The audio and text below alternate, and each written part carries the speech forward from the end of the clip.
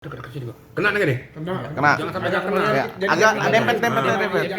Dempet. Agak sini dempet lagi Pak. Oke, siap. Kau jangan takut-takut main ke sini. Minimal Jenderal kok takut-takut. Iya. Ya Perjen, mungkin kan Kompol Cosmas ini kan pas kemarin PDTH itu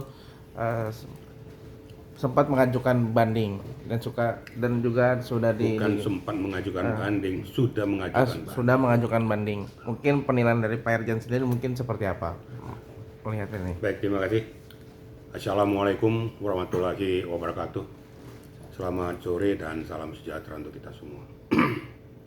Jadi kembali mengulik ya, tentang permasalahan Kompol Cosmas dan seluruh krunya, termasuk Rohmat mungkin ya, yang pada saat melaksanakan tugas terjadi eksiden di luar maunya mereka yang sedang melaksanakan tugas kenegaraan. Ini saya luruskan dulu. Terlepas apapun eksiden yang terjadi di situ, tapi itulah faktanya ya, telah merenggut nyawa seseorang atas nama Afan Kurniawan. Juga dalam unjuk rasa yang lain juga di tempat yang lain, di Makassar dan nasional ada juga korban jiwa. Inilah dinamika kehidupan di dalam bernegara yang berdemokrasi. Tentu ada kadang-kadang tarik ulur, ada kadang-kadang pro kontra, ada kadang-kadang masuk penyusup-penyusup untuk membuat dan membongkar permasalahan itu bukan semakin baik tapi semakin ricuh. Dalam hal ini sebelum saya masuk ke pokok permasalahan, saya menghimbau kepada seluruh rakyat Indonesia, ayo sama-sama kita utamakan perdamaian, kedamaian, kita utamakan juga kesejukan di dalam bernegara ini ya. Karena utamanya kita sebagai insan hamba Tuhan ya. Jangan mau terprovokasi dan terikut-ikut dengan situasi kondisi yang ingin memporak-porandakan persatuan dan kesatuan negara Republik Indonesia, baik itu dari Sabang sampai ke Merauke. Terus perlu saya tegaskan, jadi kalau memang betul-betul unjuk rasa itu murni, sah-sah saja. Namanya juga berekspresi, bentuk koreksi terhadap penyelenggara negara agar bisa melihat, bisa menelaah, dan bisa merasakan apa yang dirasakan oleh kaum rakyat di tingkat bawah. Karena kita 75% itu adalah orang-orang yang di bawah kemiskinan yang perlu mendapatkan perhatian daripada pemerintah. Itulah makanya muncul unjuk rasa. Sebenarnya unjuk rasa itu adalah aspirasi memberikan peringatan kepada penyelenggara negara agar kalian jangan enak-enak di atas sana. Lihat kami yang di bawah ini, yang hidup juga susah, makan tuh besok juga susah, jangan dibuat susah lagi. Sementara kalian enak-enak. Nah, ini saya koreksi juga gitu loh, supaya betul-betul adanya kesamaan. Namanya juga Negara Kesatuan Republik Indonesia. Ingat, Persatuan Indonesia. Ya. Kalau kita mengenyam namanya 5 sila Pancasila itu, ya. Yang pertama ketuhanan yang Maha Esa, kan itu. Kemanusiaan yang adil dan beradab. Persatuan Indonesia, kerakyatan yang dipimpin oleh hikmat kebijaksanaan dalam permuasan perwakilan. Kelima yang paling utama itulah keadilan sosial bagi seluruh rakyat Indonesia. Berarti sampai ke lapisan terbawah juga kita harus berkeadilan. Sama-sama kita memiliki negara ini. Ini perlu saya himbau dulu kepada bangsa dan rakyat Indonesia. Baru kita masuk kepada substansi yang kalian pertanyakan. Ya. Seorang Kompol Cosmas lumrah dan manusiawi untuk mendapatkan atensi dan perhatian juga daripada pemerintah, penyelenggara negara, pimpinan tertinggi, dengan apa yang dia rasakan, apa yang dia alami dengan situasi kondisi yang di luar maunya dia terjadi. Sekali lagi dia hanya melaksanakan tugas yang diperintahkan oleh negara melalui pimpinannya, bukan maunya dia. Makanya speak up saya pertama itu saya sangat sesalkan peristiwa itu terjadi. Dalam hal Cosmas dan juga krunya termasuk Rohmat ya, mengajukan banding, itu adalah lumrah ya. Mudah-mudahan dengan banding ini mengetuk hati nurani daripada pimpinan, termasuk pimpinan tinggi negara, untuk melihat itu semua, sehingga semuanya bisa merasakan keadilan yang berkeadilan, termasuk kepada Kompol Kosmas beserta krunya Rohmat dan yang lain-lainnya. Juga berkeadilan juga kepada korban-korban daripada kerusuhan itu. Bukan hanya Afan Kurniawan aja, ada beberapa korban lagi di daerah yang lain. Pada saat mengeluarkan aspirasinya, dia korban di dalam peristiwa itu. Perlu mendapatkan perhatian daripada pemerintah juga, sehingga ada keseimbangan ya, keseimbangan perhatian daripada negara kepada orang-orang tersebut. Nah, tapi bagi para perusuh-perusuh, segera ambil langkah tindakan tegas, khususnya para penyusup, sehingga tidak lagi melakukan kesempatan dan membuat kisruh suasana, mengambil kesempatan dalam kesempitan itu. Nah, jadi sehingga betul-betul roda pemerintahan berjalan dengan baik. Nah, menurut hemat saya seperti itu ya, untuk rekan-rekan ya.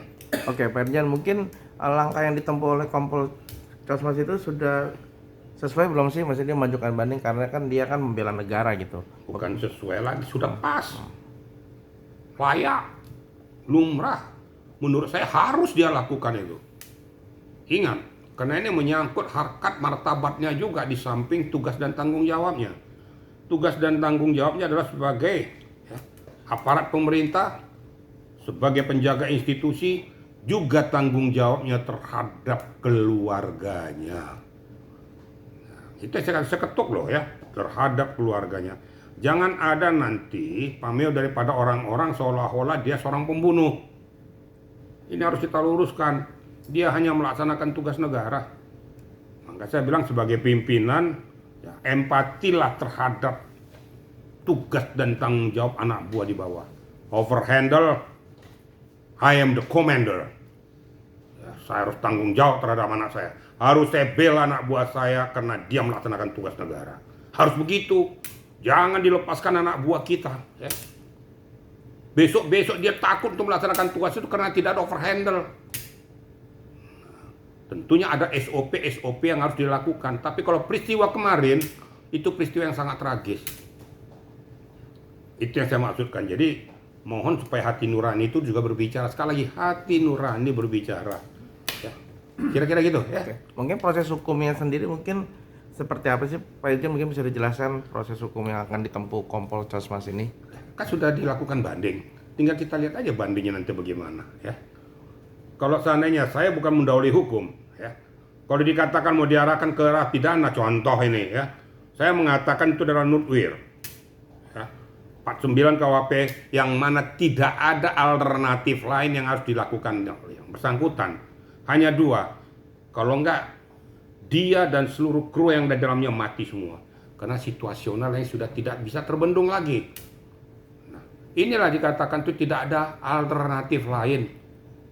Saya kasih contoh ya. Ada pelepah pisang di tengah laut.